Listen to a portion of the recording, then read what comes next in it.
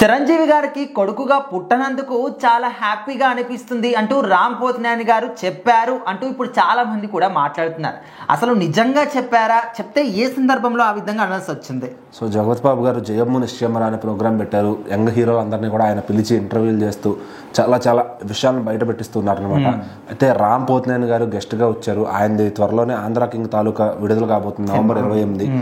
So ఆ cinema కూడా promotion అవుతున్నట్లు ఉంటుంది అని చెప్పి ఆయన కూడా రావడం జరిగింది.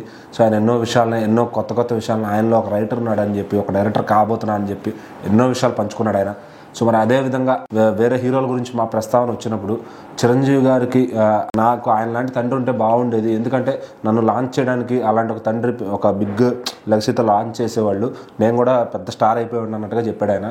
అట్ ది సేమ్ టైం అవనందుకు హ్యాపీగా ఉంది, ఎందుకంటే చరణ్ చూసినప్పుడు అలా ఫీల్ అవుతాను, వామ్మో ఇప్పుడు అంత లెగసీని నేను మెయింటైన్ చేసేవాడిని కాదేమో. సో అది చాలా ప్రెజర్ అనమాట, ఎందుకంటే ఆయన ఫ్యాన్స్ని అందరినీ దృష్టిలో పెట్టుకొని సినిమాలు చేయాలి, ఫ్యాన్స్ అందరినీ అలా కూడగట్టుకుని వెళ్ళాలి, అలా నిలబడాలి, ఆయన స్టార్డమ్ని కాపాడి మళ్ళీ స్టార్గా నిలబడాలంటే చాలా ఇది ఉండాలి. సో అది చూసినప్పుడల్లా నేను ఎప్పుడు ఒక ఇది ఫీల్ అవుతూ ఉంటాను అనమాట అని చెప్పి ఆయన చెప్పడం జరిగింది. సో ఏదేమైనా కానీ ఒక చిన్న ప్రొడక్షన్ శ్రవంతి మూవీస్ వాళ్ళు మంచి బ్యానర్, అప్పట్లో ఎన్నో సూపర్ హిట్ సినిమాలు తీశారు. వాళ్ళ బ్యానర్ త్రూ ఈయన అసలు వాళ్ళ బ్యానర్ వాడుకోకపోయినా వాళ్ళ పేరు మీద అయితే రామ్ గారు పరిచయం అయ్యారు.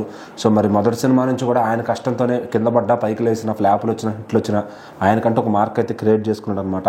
సో ఇప్పుడు రీసెంట్గా అయితే ఆయనకు ఒక మంచి హిట్ కావాలని ఎదురు చూస్తున్నాడు. ఇస్మార్ట్ శంకర్ తర్వాత ఒక గొప్ప హిట్ అయితే ఆయనకు దొరకలేదు చెప్పాలనుకుంటే. సో మరి అలాంటి ఒక మంచి హిట్ కోసం ఆయన ఎదురు చూస్తున్నారు అనమాట. ఆయనకు ఎంతోమంది మాస్లో కూడా మంచి ఫాలోయింగ్ ఉంది. ఆయన సినిమా సాంగ్స్ని రిపీట్స్లో వినేవాళ్ళు ఉన్నారు. హిందీ ఆడియన్స్ అయితే పిచ్చెక్కిపోతారు రామ్ గారి సినిమాలు అంటే. యూట్యూబ్లో ఏ సినిమా చూసినా 500 మిలియన్ 600 మిలియన్ ఉంటాయి అనమాట ఆయన సినిమాలకి. సో మరి ఇక ఆయన సినిమా మంచిది, ఆంధ్ర కింగ్ తాలూకా అనేది అది హిందీలో కూడా రిలీజ్ అయితే బాగుంటుందని చాలామంది ఫ్యాన్స్ అక్కడి నుంచి కూడా రిక్వెస్ట్లు పెడుతూ ఉన్నారనమాట.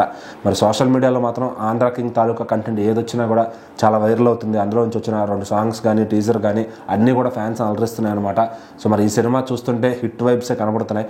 మరి ఆంధ్ర కింగ్ తాలూకాతో మరి రామ్ గారు ఎంత మేరకు ఆడియన్స్ని మెప్పిస్తారు, ఎంతవరకు మార్కెట్ గ్రో పెంచుకుంటారనేది ఆ సినిమా వచ్చినాకే చూడాలి.